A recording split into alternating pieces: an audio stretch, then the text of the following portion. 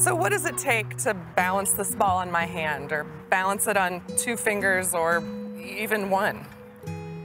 An enormous amount of stability, right? There's so many factors. There's gravity, there's the center of my hand, a lot of science goes into it. But what if I told you that this ball is like a child, and a child within a family? And we know that families look different and come in all shapes and sizes, and today we're going to talk about the child and what the child needs for a stable environment. And so today I want to introduce you to a colleague and friend of mine, Jorge Perez, a national YMCA leader who has dedicated his life and his mission to answering this question: what does a child need to thrive? Hey Jorge, thanks for being here today with me on this beautiful day. We've got the sounds of children. We're at a place where children find connection and belonging and stability through summer. What, in your experience, does family stability look like through the eyes of a child?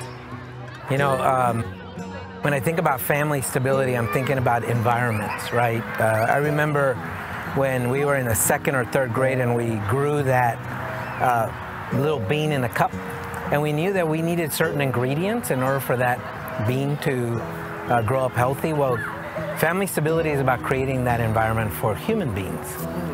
And so that's what I think about. I think about stability in their social, emotional, cognitive, and physical development.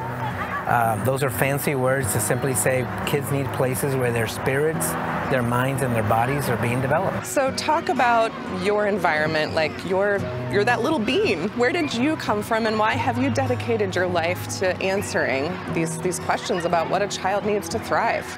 You know, I grew up in a very unstable environment, and it wasn't because my parents weren't trying, particularly my mother. But the greater environment itself was always shifting under our feet. Whether it was difficult education or just difficulty because we were poor. And I remember thinking I wanted to help kids have a better opportunity, and some of that is helping create those safe environments for young people. And so I spent my entire life trying to help families, trying to help communities, schools do a better job at supporting kids. I've heard you focus a lot on achievement, relationship, and belonging. And here at the Y, we hear that a lot. But where did that come from? It's actually very complex to grow a bean in a cup. People actually major in that sort of stuff. You can get a master's degree and a doctorate on how to grow things. For a 3rd grader to understand that, they just need to understand some real basic things. And so it's sun, soil, and water. You remember that? The news is that the YMCA kind of was onto something when they understood that the spirit, mind, and body, that's been our tagline for a long time, was a good start. So what do we know about children that don't have the achievement and the relationship and the belonging, what we're seeing here at camp and at the Y? Oftentimes what we think is that if they're getting enough of the other things, then it's going to be good. So think again of that bean in the cup. If you have the best soil and the best sun but no water, well, it's not going to grow. Or if you have great water and great soil but no sun, it's not going to grow. And so we have some kids right now that are trying to make it. They're doing their absolutely best because they go to either a decent school or they have decent food, but they're making toxic relationships, and it begins to unravel. And we've seen kids, either because of their environments or because they don't have the right support system with their families or their communities, that their journeys they unravel. And sadly, too often we blame the bean. We tend to blame the bean to say what's wrong with them.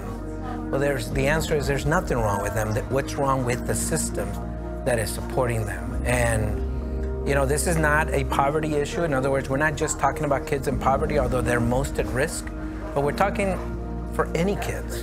What systems do you see these days that are perpetuating these inequities and these toxic environments? Well, any system, whether we're talking about the families or the neighborhoods or the educational systems or the courts, and on and on and on. If they are not responding to the unique needs of those human beings in their systems, then they tend to cause more damage. Let me give you an example. If a kid doesn't have food, well, he's not ready to learn, and so he goes to school, he's not paying attention, so he gets a bad grade, and gets further behind, still is hungry, gets further behind, gets angry, gets in a fight, then they call the police department, and on and on and on. Pretty soon this kid who just was hungry now doesn't stand a chance because he's got a record or he's got a reputation, and it just continues to expand that way. What can we do about it? What can I do about it? When we're talking about these systems, and it's heavy, it's hard, but how can we make it for the person, for the mom, for the dad, for the aunt and uncle, grandma and grandpa? Well, I'm gonna come back to that bean in the cup. Okay. You know, ever since that third grade lesson, we have been poking at soil, we've been moving pots closer to the window, we've watered them because we know that if one of those ingredients is not right, that we need to do something. And that's what we can do. Ask those three questions. Are kids in my community or in my sphere of influence achieving? Are they relating? Do they have positive, caring adult and other children relationship? And are they belonging? And belonging is, are they given an opportunity to give their voice into that space? And if the answer is no, then you need to move that pot closer to the sun, make sure that you've got some water going in there, and making sure that you're providing the right soil. And then the kid will do what the kids are designed to do. They will grow and develop, and they'll get healthy again, and everything will be just fine. You know, you talk about a bean in a cup, and before we got together today, I had been talking about a ball. And so I'm wondering if we can continue with that. How can a child use this ball for achievement, relationship, and belonging? Can you go a little deeper with that? Yeah, first of all, I love that you're using a ball, because play is part of youth development. And as I think about what a ball can do and how a ball can be used, I think about a game.